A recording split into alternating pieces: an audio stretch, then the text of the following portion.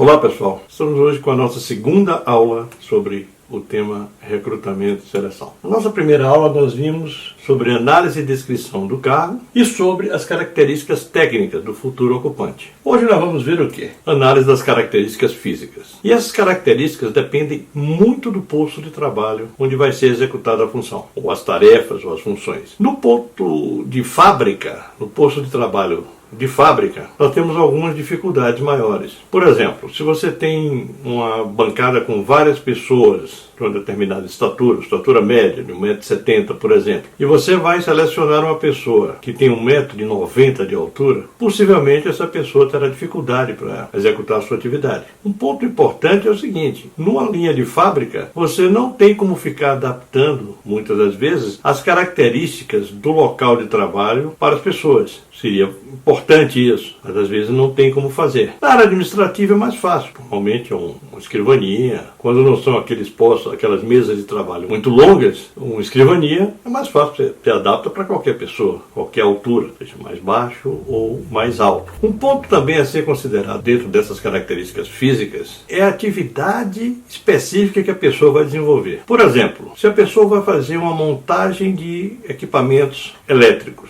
é muito complicado você contratar uma pessoa daltônica. Por quê? Corre-se o risco de trocar os fios, fazer uma ligação, já que ele não distingue com muita propriedade o verde e o vermelho, poderia fazer uma ligação errada. Ainda falando sobre características físicas, um outro ponto que nós temos que olhar, e aí cabe a área de recrutamento, seleção, área de recursos humanos, é questionar se a atividade pode ser desenvolvida por uma pessoa com deficiência, chamado PCD. E quando eu falo pessoa com deficiência, eu não estou falando da cota que a legislação manda, de 2% ou 1%, o número que seja. Eu estou falando de ver se a atividade é adequada àquela pessoa, ou aquele tipo de pessoa que tem uma determinada deficiência. Por exemplo, não é do tempo de vocês, mas antigamente a loteria esportiva era feita através de cartões perfurados. E esses cartões perfurados faziam um barulho ensurdecedor. O que aconteceu? O SERPRO, que era responsável por essa atividade, contratou pessoas com deficiência auditiva. Isso eu estou falando de mais de 30 anos atrás. Para elas, o barulho ensurdecedor não fazia nenhum efeito, porque elas já tinham uma deficiência auditiva. Não incomodava, elas trabalhavam muito bem e concentradas. Um outro ponto muito importante também, e eu tive essa experiência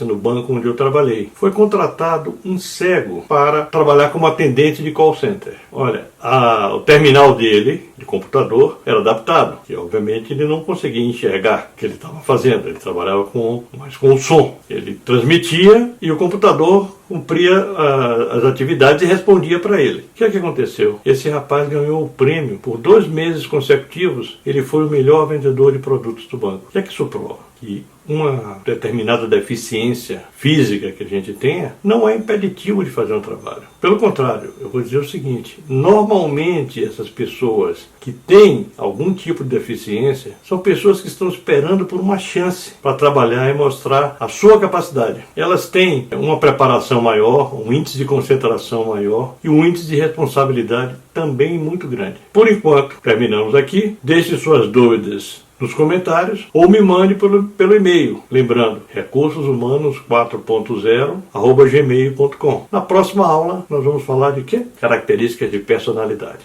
Até lá, pessoal.